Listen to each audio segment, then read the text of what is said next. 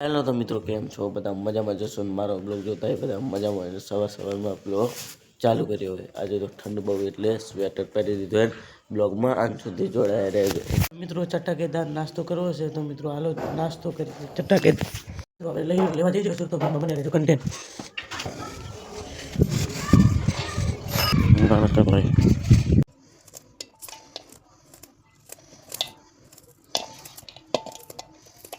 अच्छा मत तुम पैक थोड़ी नाख दिया अपने अंदर अच्छा मसालो